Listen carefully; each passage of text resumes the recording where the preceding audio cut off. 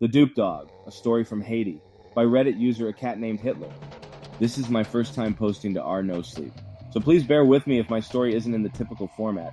For background, I heard this story from a coworker I used to talk with in the cafeteria at one of my previous jobs. We both seemed to always eat lunch around the same time, and eventually I got to know him a little better. His name was Hector, and he had come over from Haiti in the early 2000s. Hector was a nice guy, and I often asked him about his home country and what it was like growing up there. I eventually felt comfortable enough to ask him questions about topics like voodoo and zombies that the typical American might associate with Haiti.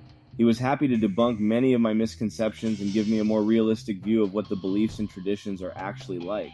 He'd laugh when I'd ask him about things I had seen in movies or TV, like voodoo dolls, which make most Haitians want to facepalm.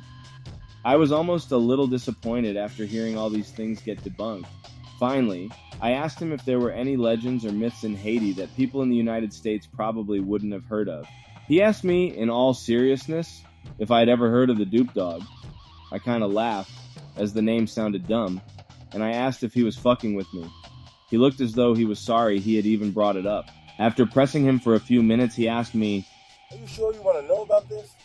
Of course, I gave him an enthusiastic yes. He said something along the lines of, "Okay, but if you're afraid to be in a dark room tonight, don't blame me." I'm not sure if it's spelled D-U-P-E or D-O-O-P, but that is how Hector pronounced it. He had kind of a thick accent.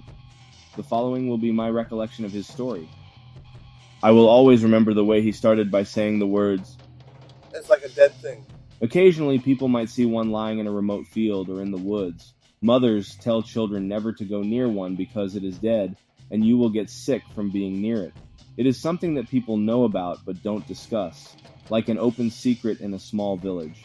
They are described as a large, short-haired dog, but the dog is long and can be 2 meters, about 6 feet, from the top of the head to the feet of the hind legs. The reason the length is measured in this way is because this creature walks on 2 legs. It is unclear what breed of dog it is, or was, but the face is hound-like and the body is skinny, like an animal that had starved to death. They might lay dormant for weeks or even months, their bodies slowly decaying in some remote place. When they are needed, they can supposedly only be awakened by a powerful priest. They are said to have a master and belong only to that person. It is not well known why they are summoned or what their purpose is, but in some cases they are sent to visit the house of someone who had committed some kind of wrong which had gone unpunished. For example, a dog was sent against a man who had supposedly been harassing the daughter of a very respected priest in his town. When the creature walks, it looks out of place and unnatural. It is something that shouldn't be able to stand or move, but somehow is able to. The bones and tendons make popping or cracking noises as the creature slowly moves, taking small steps on its hind legs. It will be brought into a house at night. Once inside, it will just stand in the dark and wait. It will stay in one place or lean against a wall until the owner of the house turns on a light. When the creature sees the light, it enters a state of madness. However, it does not attack the homeowner. Instead, it will thrash about erratically, knocking things over, making strange noises and stumbling around. It does not feel pain, so it will hurt itself without knowing, slamming its head against the walls, dislocating its limbs and breaking its bones. Parts of its remaining fur and decaying flesh will also come off and fall to the ground during the frenzy. The residents of the house are forced to leave when the Dupe Dog goes on a rampage like this. Eventually, the creature may find a way to leave the house if it can still walk. If it can't leave the house, its mangled body will eventually fall to the floor and stop moving. He didn't explain what happens to the body or who removes it when this happens. He said, "Most people will not talk about it.